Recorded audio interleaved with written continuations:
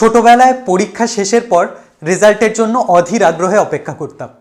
SIR শেষ, 1 মাস জুড়ে যে মহাযজ্ঞ চলল তার রেজাল্ট এসে গেছে বিএলও অ্যাপে। আপনাদের পার্টের যিনি বিএলও আছেন তিনি এরকম একটা অ্যাপে ডেটা এন্ট্রি করছিলেন। ধরা যাক এসআইআর পর্ব শুরুর আগে তার টোটাল ভোটার ছিল 1002। ঠিক আছে, এখন তিনি এই 16 বা 17 তারিখের দুদিন আগে থেকে তার জেন্ডার স্ট্যাটিস্টিক্সে দেখতে পাচ্ছেন 1002 থেকে ভোটার সংখ্যা কমে গেছে। ধরা যাক বর্তমানে ভোটার সংখ্যা হয়েছে 901। তিনি এখন এর মধ্যে ঢুকলে এরকম দেখতে পাচ্ছেন টোটাল ইলেক্টর সংখ্যা 901। তার মধ্যে ধরা যাক 501 জন মেল এবং 400 জন ফিমেল। এইবারে এই যে 1002 থেকে 901 হয়ে গেল, তার মানে টোটাল 101 জনের নাম বাদ চলে গেল। ঠিক আছে, তারা কারা আসছি।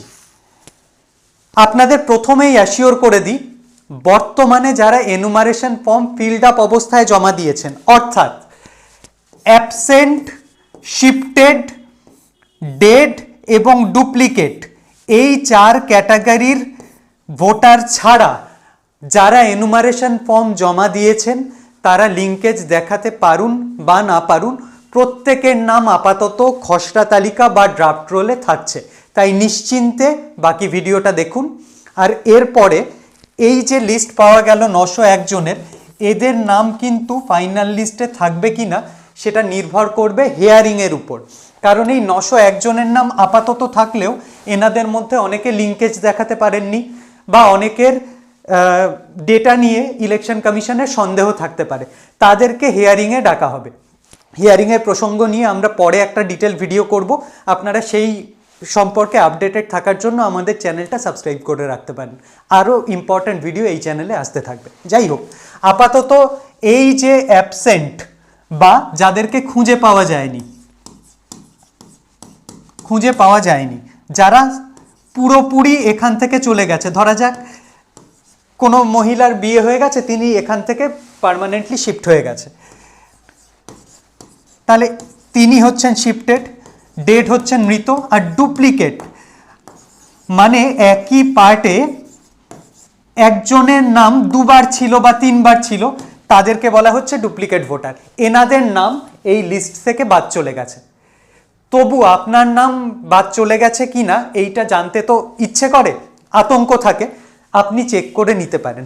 এই যে আমি একটা লিঙ্ক দিয়ে দিয়েছি, এটা কমেন্টে ডেসক্রিপশন বক্সেও দেওয়া থাকবে, আপনারা এই লিঙ্কটায় ক্লিক করবেন, https://ceowestbengal.wb.gov.in ASDSIR। ঠিক আছে, এইটায় ঢুকলে আপনি এরকম একটা পেজ দেখতে পাবেন। এখানে আপনি সরাসরি আপনার এপিক নাম্বার দিয়ে সার্চ করলে পেয়ে যেতে পারেন। যদি সেটাতে অসুবিধা হয়, আপনার কাছে এখন ভোটার কার্ডটা নেই, আপনি সরাসরি লিস্টটা ডাউনলোড করে নিতে পারবেন। এখানে আপনার ডিস্ট্রিক্টের নাম দেবেন, ধরা যাক নর্থ 24 PGS দিলেন। আপনার বিধানসভা ক্ষেত্রের নাম্বারটা লাগবে, ধরা যাক 91। ঠিক আছে, তাহলে আপনার কাছে এরকম একটা পপ আপ খুলে যাবে যেখানে আপনার পার্ট নাম্বার দিতে বলবে। পার্ট নাম্বারটায় ক্লিক করলে এরকম একটা লিস্ট পাবেন। সেখানে উপরে লেখা থাকবে বিধানসভা কেন্দ্রের নাম, ধরা যাক 91, আমার বিধানসভা ক্ষেত্রের নাম ছিল বেলতলা। হলো, আপনার অংশ নাম্বারও তলায় দেওয়া থাকবে। অংশ নাম্বার মানে পার্ট নাম্বার, বুথ নাম্বার, যেখানে আপনি ভোট দেন, সেটা ধরা যাক 76। তাহলে 76, ধরা যাক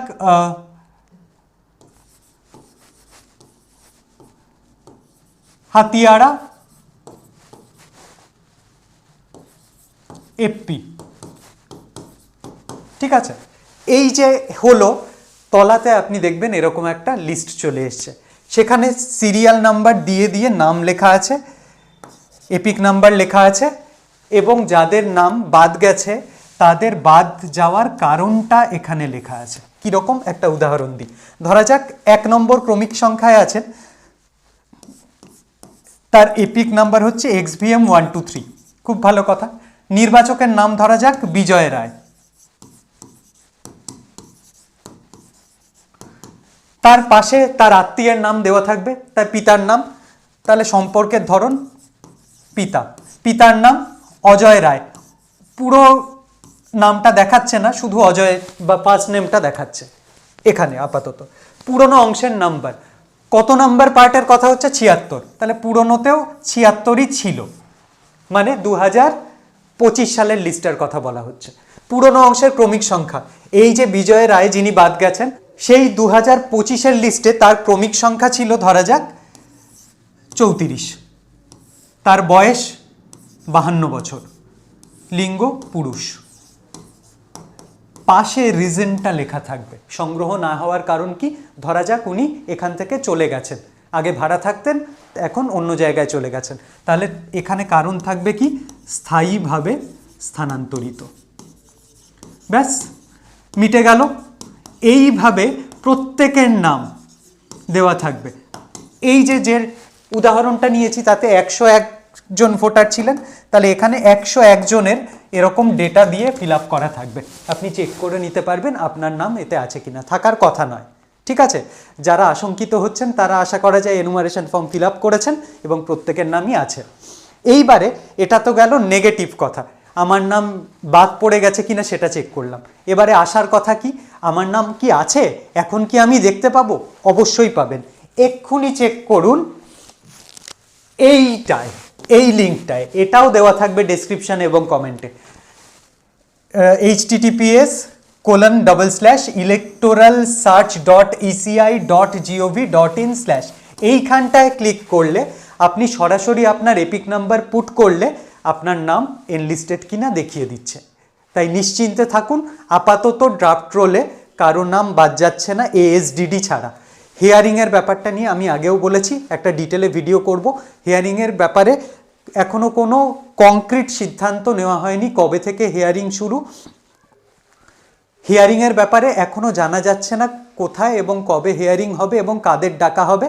এইটা যেই মুহূর্তে আমরা জানতে পারবো একটা ভিডিও করে আপনাদেরকে অবগত করব। ভালো থাকুন, সুস্থ থাকুন।